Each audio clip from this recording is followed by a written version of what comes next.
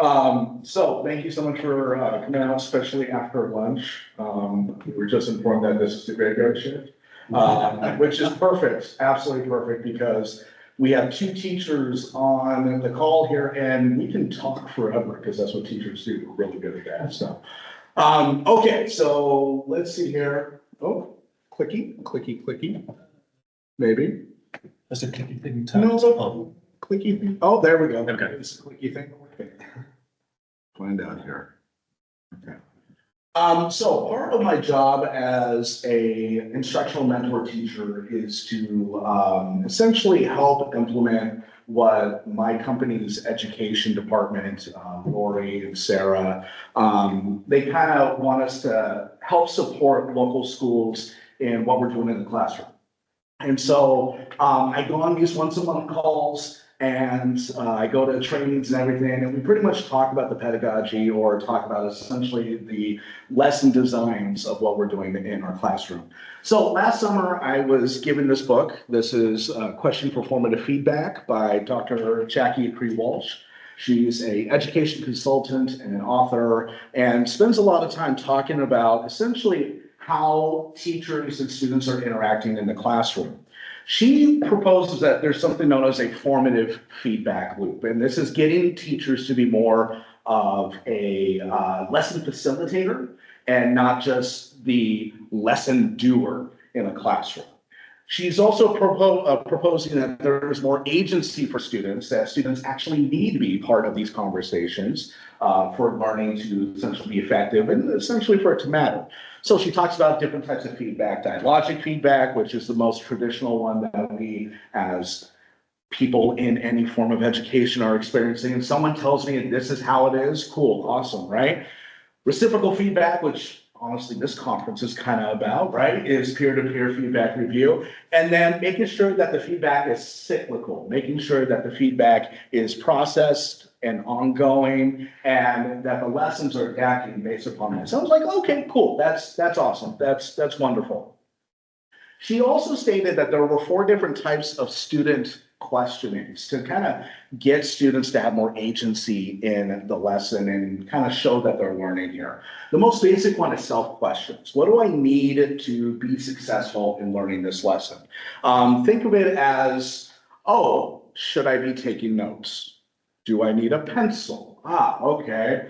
Where is my presentation going to be located today? This is a self-question, right? In order to function, in order to get out the window, I need to make sure, you know, I got my clothes on and I'm ready to go. What do I need to be successful for that day?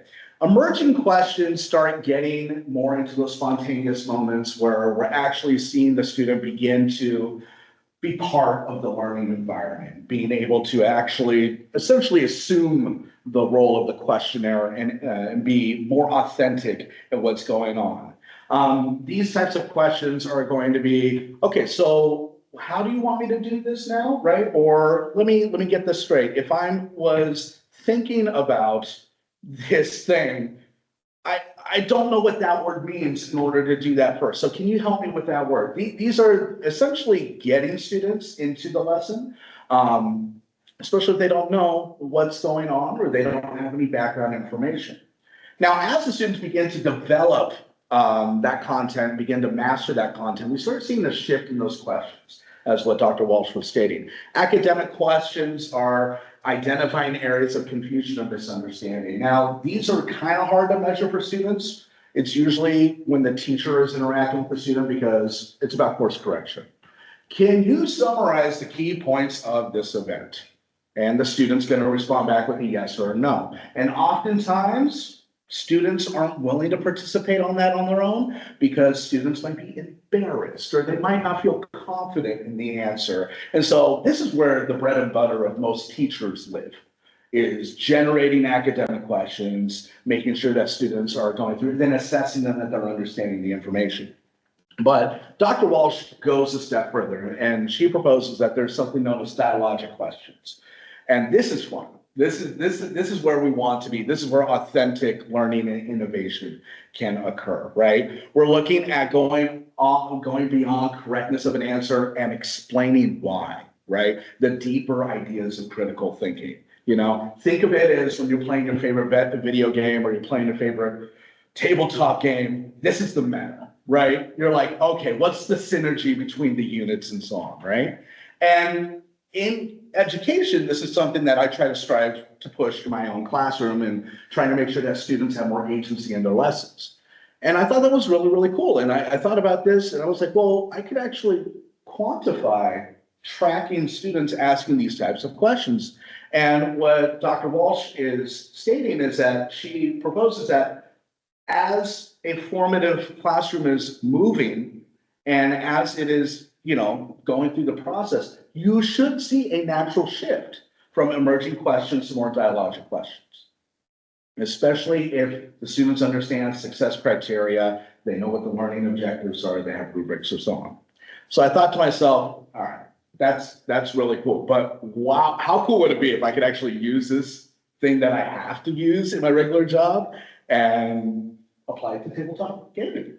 And so I thought to myself, can I quantify tabletop gaming to show that there's a formative feedback loop, like what Dr. Walsh suggested? Now, as Mike so kindly pointed out here last year, I did a talk on SEL learning in Warhammer. I'm a Warhammer Alliance advisor. I've been teaching kids 40K and Age of Sigmar for a couple of years now. I'm a very late bloomer to the hobby. This is something that I've only been experiencing in the past 5 or 6 years. So a lot of my students already have 40K, at least we think they have it under their belt. And a lot of my students are already getting exposed to Age of Sigmar. And I was like, you know, in order to do this authentically, I need to have a game system that they've never experienced before. Maybe a game system that's, I don't know, maybe not as balanced. Maybe a game system that's about narrative play, you know? A game system that doesn't have Space Marines. And again, well, while we're at it, I know the IP of Games Workshop, a game system that maybe they're there, maybe they're not. Imperial Fists are mentioned one time, right? Do they exist? Do they not? You know, yeah, we know that, but do the people in, you know, other worlds know that? While I'm doing that, let's think of, I don't know, a different mechanic, right? Ways to be able to essentially look at data sheets a little differently, have scenarios for replayability. And while we're at it, let's just mess with the idea of armor classes, right? Let's say, oh, well, maybe you might have armor. Maybe that might help you with your saves. You know what? That sounds really, oh, and since we're at it, let's just throw in another set of dice. Right? Because who doesn't like dice? And this time, this dice tells you how badly you're injured. If you're injured, oh, you know what? Let's throw in a dice that tells you which direction the grenade scatters to. Because that doesn't sound complicated enough. And that's when I thought to myself, you know what? I think I'm actually going to try to apply Dr. Walsh's idea on different types of student questioning to teaching kids how to play Necromunda. A game system that does not have Space Marines in it, that is not balanced and is narrative playing. It's the most role-playing aspect game that you can probably get into for Games Workshop that involves miniatures, right? We're not talking about like the actual books or anything like that, but that type of stuff. And yeah, that was another challenge because I've never played Necromunda before either. And I will be the first one to admit, I don't think I have played Necromunda yet, and I look forward to the day I can. So what I decided to do, because my pile of shame was looking pretty tall, and I had the 2017 Necromunda starter box there, you know, the ones with the Eschers and the Goliaths, I was like, I got all this stuff, I can do this. So for several months, I decided to sit down and paint out 2 tables worth of Necromunda terrain, which that's what the game system is all about, this terrain with height and falling off ledges and everything. And I thought to myself, okay, I'll paint 2 games, I'll teach them how to do this, and then we'll run through a narrative campaign. Because at the time, this new box came out called Hive Secundus. And I was like, that would be a really, really cool thing. Yeah, so these were my lofty goals. And let's talk about what actually happened here, right? So in July of this past year, part of my job is actually run a couple of different summer camps. And so for my specialty camps, I said, hey, come to my model making specialty camp. I'll teach you how to paint models. You'll get Necromunda models this time, no Space Marines. Though a lot of kids picked up the Goliaths and they're like, they look kind of, so I was like, shh, We don't say that. And then we kind of went through it. So I had 4 students sign up. They're ranging from 5th to 7th grade, 3 boys, 1 girl, no experience playing Necromunda whatsoever. They've heard me talk about it in dark corridors and whispers and so on, but they don't know what that is. They're like, Mr. Gould, do you like that? I was like, yeah, it's game warfare, it's cyberpunk, it's awesome. Everyone's starving, it's great.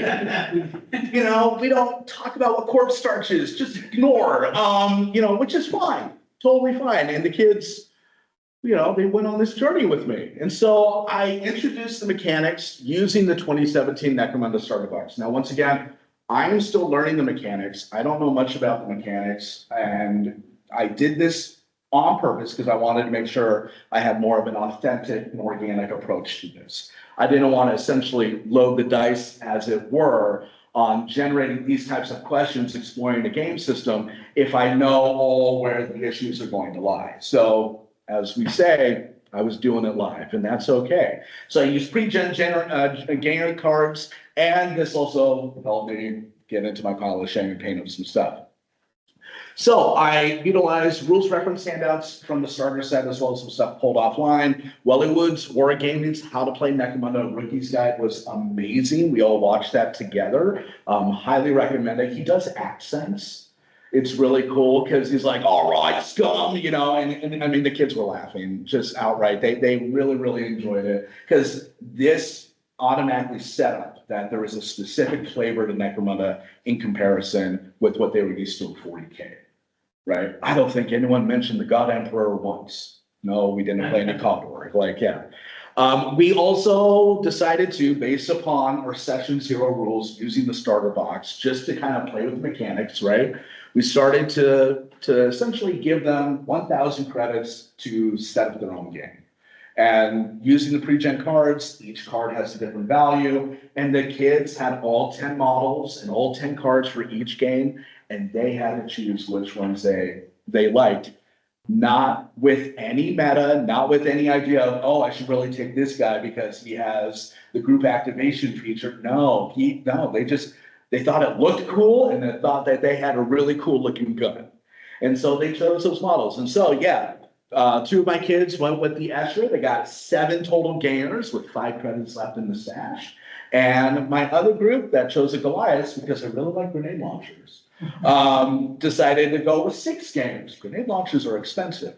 And so they had about 45 credits left in the stash.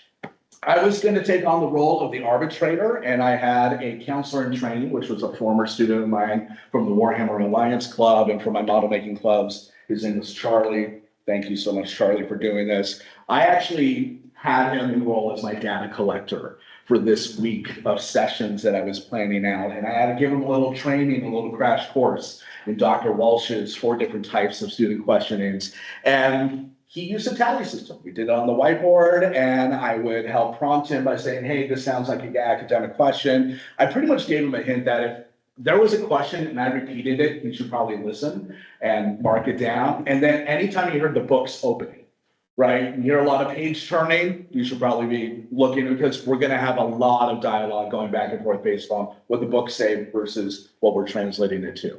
Last but not least, here, sessions were audio recorded to verify the data. And yes, I listened to all of them. It was 4 hours of recordings of teams playing Necromunda, and it was fun. It was a lot of fun. So session 0, the first time we're trying this out here. Here's my Goliaths right there.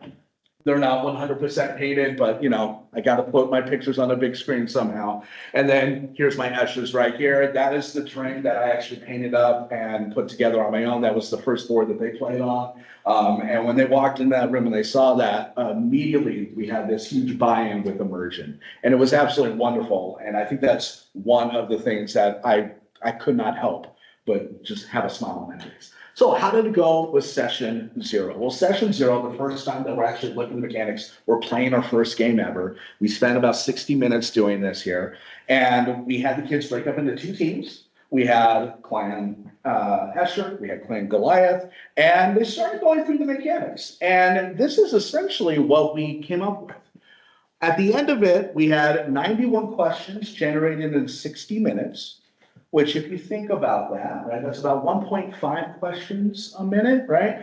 But this isn't something that happened consistently over time. There were many moments where we had like 20 questions in like 30 seconds, right? How does a grenade work? What's scatter dice? I don't know, right? I don't know. Just put it down here, right? And that was wonderful. So what I decided to do is I actually decided to take a look at the percentages, because this is what Dr. Walsh was proposing that we should be seeing when students get new content that they're learning, right? Self-questions and emerging questions. 60% of their questions that they generated for our first time ever playing Necromunda was just self-questions and emerging questions. Okay, where's the ruler? That was a self-question, right? Okay, when's lunch? That's a self-question because they're identifying, I need something to be engaged, right? Or I'm not engaged and I'm thinking about something else. And that was actually pretty good. It was pretty good. We took a day off. We took the kids mini golfing, I think. And then we came back the next day and I gave models out to the kids. And they got to choose their gainers. And I said, hey, we're going to run Hive Secundus. If you want to pick up a Vansar model, if you want to pick up a Malstrain model. And so the kids started, gluing them together, priming them. We did a little bit of painting as well. And then 2 days later, we tried our second session, or what I'm calling session 1. And this is what I was really hoping to do, right? I was like, yes, Hive Secundus, narrative campaign, super stoked. I'm going to get it all in. And it looks like aliens, and I love aliens, so let's do it, right? I had one student say, you know what, Mr. Gould, I really want to go ham with my friend in the other camp. And I said, okay. So I'm down to 3 kids. Which, that happens. What are you going to do? You're going to force them to play? You can't, right? And that's not going to be enjoyable for that student or anyone else. So I told her to go hang on, and the 3 of us and our CIT, we continued on. We looked at scenario number 1 into the Underhells, where it has Vansar Tech Hunters and a Spire Hunter and Horus rig against a Malstrain G-Stealer cult. Right? There was 8 rounds of play, which is what is addressed in the scenario. We did not get through all 8 rounds, which I'll discuss a little bit here. The game generation was a little different. This time they're not buying credits. What they're doing is that they open up the scenario book and it says, hey, take at least these guys, and then you have choices for this. And for the Malstrain, hey, you get 10 Malstrain points, go spend them as you would, which is more like the 1,000 credits thing here. The goal, or essentially the way to win, the conditions for winning, or the success criteria is what we would call in education, is to collect at least 1 of the data crystals from each of the 2 data stacks that were set equally on the board. And the Tech Hunters, even though they only had 4 models, 5 models because they had the Horus rig, they had superior equipment, they were class specific, they had someone that was able to heal. The Malstrain, faster models, but low equipment, low saves, low everything, Scum Brute, is not going to make it through the day. But the cool thing about playing Malstrain, and this is where this narrative mechanic comes in, at the end of each round, you roll and you get D3 Malstrain points to generate more models. It's a horde mechanic, which I thought was really, really cool. And I'm envisioning Ripley sitting there with her flamethrower from Aliens again. Yes. And unfortunately, I don't think the kids got the same amount of excitement that I did. And that's okay. That's all right, right? So here's our board. It was a different board that we played on. And, we recorded this session, went through 60 minutes as well. The kids were interacting. We got through about 2 rounds. It was a struggle, right? And the main struggle was moving very quickly. The Tech Hunters were very excited to harvest their first set of data crystals. They're like, yay, we got it. And I was like, yay, good for you. And meanwhile, the other student that was playing the Malstrain character, he was just moving as quickly across the board, right? Because he was like, bad guys, kill, right? And that's what he was doing there. So here's the data that I generated from our second time playing Necromunda. What I'm calling session 1, but technically it's our second time. As you can see, there is already a shift in the types of questions that Dr. Walsh had indicated here, right? Now, this might have to do with the fact that we lost a player, right? This might have to do with the fact that because one side didn't have to collaborate with another person, we didn't have the same amount of questions generating. But even if you break it down in percentages, you can see that we went from 60% in self and emerging questions down to 40. down to 40, right? And as the students got more comfortable with their games, with the mechanics and so on, they started asking more academic questions, such as, okay, so I'm facing this side of the door, but the panel's on the other side. Can I open the door? No. Yeah, I'm sorry. Well, that's not fair. You're absolutely right. It's not fair. I'm so sorry. What are you going to do about it? Yeah. So there was a little bit of those conversations as well, right? And then I sent them on their merry way, and we got to Friday, July 18th. And there was, I don't know, there was something different about this session. And we had been doing this for 5 days now. And session 2 just didn't have the same flavor. And my tech hunters were getting a little tired. And they were generating questions. They were still doing the same stuff, but very quickly, those mouse trained models kept on showing up on the board and moving more. And I think we had, by the end of session 2, I think we had 16 models on the board. And that can be pretty daunting. That can be daunting when you have 5, right? And so here's our data for our last session here. Our last session here, you can see, holy cow, it goes from 40% down to 28. 3/4 of the types of questions that were generated are going into dialogic and academic questions and getting more into the meta of the game. That was really cool. That was awesome. So I decided to graph this out because why not, right? So session 0, I can kind of see how that goes. Session 1, oh, look at that, okay? More academic questions. Session 2, massive increase all the way to academic and dialogic questions. So, conclusion. Student-driven questioning does shift, and tabletop gaming interactions can be quantified. I was like, yay, I did it. That's awesome. And I compared the 3 data points again. I said, you know what? That's terrific. But there was something that I also had to address because I am also a teacher first and foremost, and I'm really into teaching to the whole student. And I realized that there was some social, emotional learning that was happening between my 5th through 7th graders. And so I think number one, what I came across is gamers fatigue by Friday. Absolutely. We've all been in that situation where we're doing something for a very long period of time. It is mentally and emotionally taxing, sometimes physically taxing. And I think that was part of it. And I think by the end of it, my tech hunters, they were done. They were tired. They were ready to move on with life. The other thing, can we just look at this photo for a moment here? Yeah, so that's about 24 books. Now I know my necromundans out there, if they ever go back and watch this, they're like, well, yeah, you didn't need to do all that. You're absolutely right, I didn't. Well, you didn't need the old player's handbook. You're absolutely right. I took the picture to prove a point here. We have a lot of rules float that's taking access away to people that want to get into new stuff. And 40K is really in tune with this now. Age of Sigmar is really in tune with this now. But the more specialist games, this is, one would argue this is one of the reasons why some people like this. But at the end of the day, it is a form of gatekeeping, right? And whether you like it or not, that's not what I'm arguing. Like, I love it. I think that it's great because that allows me to customize everything that I ever wanted. But it's also really hard to learn. And that's why I chose this system to do this, is because I wanted to dive into the rules some more.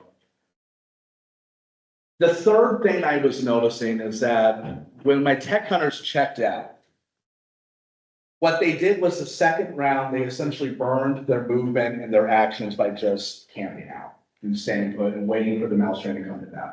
Remember, their success criteria was to harvest from the other data stack across the table, and they chose not to.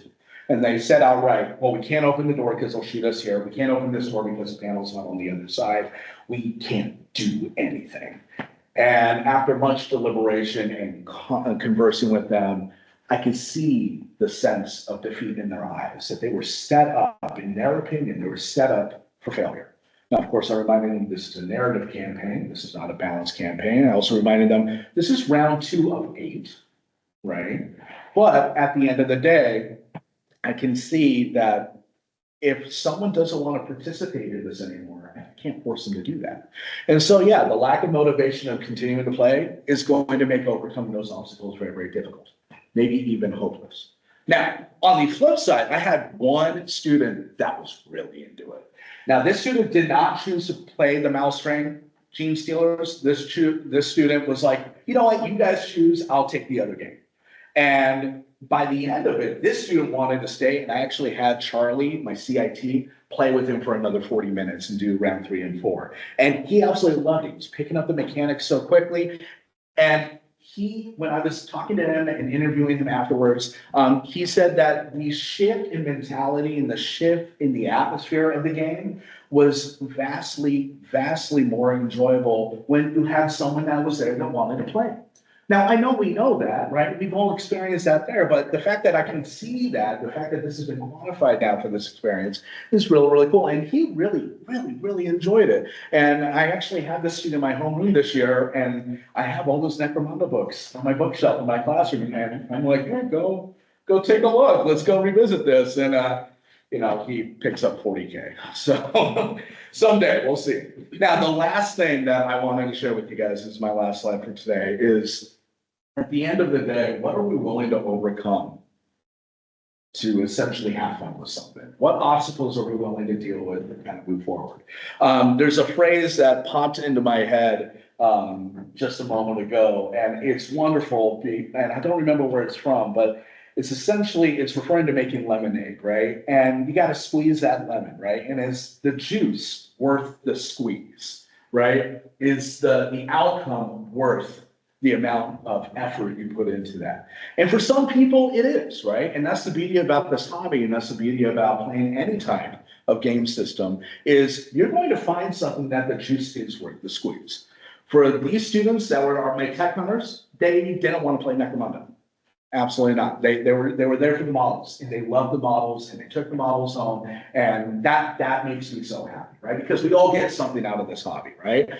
Brian Naismith, that we just heard talk, brought up the fact that people, when they look at the models, there's two different things, right? You get the board game, you open it up, you put all the models together, and boom, you're ready to play, right? And your enjoyment is in playing, right? But then there's other people that see these models as pieces of art, right? And these students were ones that saw this as pieces of art. And so, yeah, the types of obstacles that they were willing to overcome was based upon what they had buy-in into, what they were really invested into. Did they want to play the game? No, but they wanted the models. And so that's why they attended the camp, and they did enjoy themselves by the end of it. At least I hope they did. So that's pretty much the end of my talk. Thank you so much, guys, for everything here. And I hope you guys are willing to overcome any of your obstacles to get the fun that you deserve too. All right? All right, thank you.